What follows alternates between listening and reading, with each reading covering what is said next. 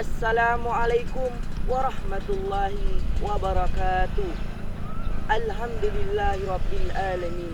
Wassalatu wassalamu ala asyrafil anbiya'i wal mursalin Sayyidina wa maulana Muhammadin wa ala alihi wa ashabihi ajma'in, amma ba'd.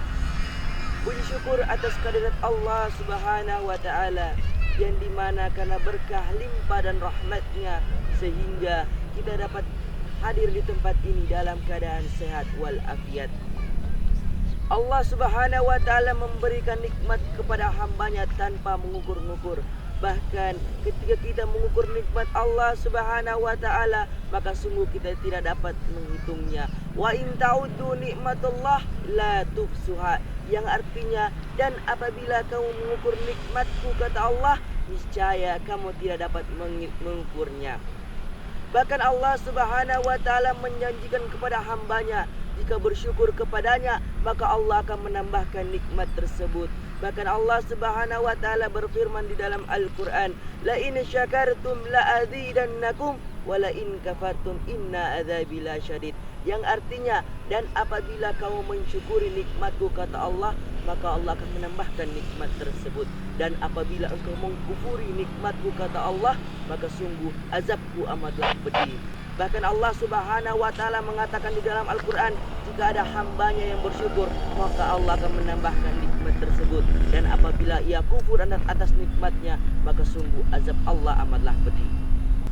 Salawat serta salam kita haturkan kepada junjungan kita, Nabi yang telah membawa zaman dari zaman jahiliyah menuju zaman yang Islamiyah, dari zaman yang penuh akan kegelapan menuju zaman yang terang benderang. Nabi yang telah memperjuangkan agama Allah subhanahu wa ta'ala, bahkan diterima dalam keadaan yang tidak baik. Ada suatu kisah yang dimana ketika Nabi Muhammad SAW berdakwah, ketika datang di sebuah desa, bukan disambut dengan makanan, bukan disambut pula dengan yang namanya ada hadra alat ataupun lain-lain.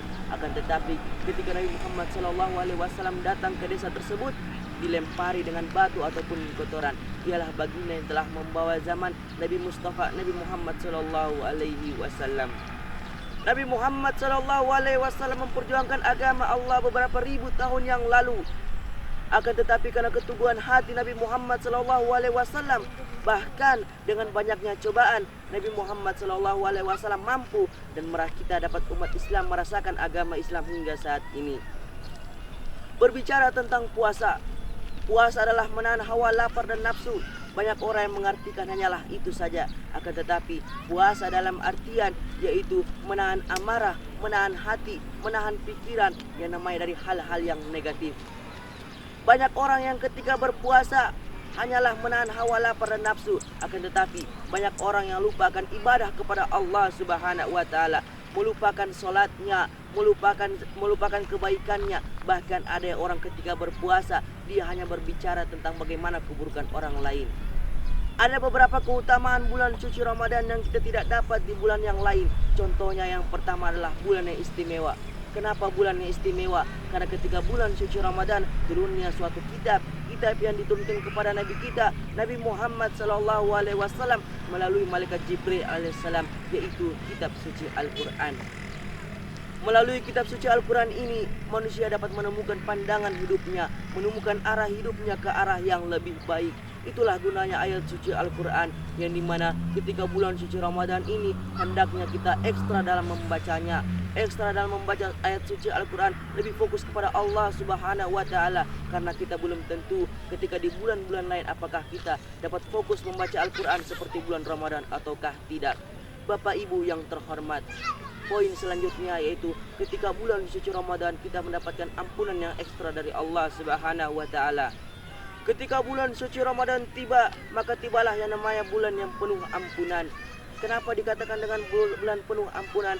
Karena ketika bulan ini Allah memberikan maaf kepada setiap hamba-hambanya yang ingin meminta ampun kepadanya. Akan tetapi ada suatu tempat yang dimana ketika manusia mempunyai kesalahan terhadap manusia lain, maka hendaklah ia meminta maaf kepada saling sesama muslim lainnya.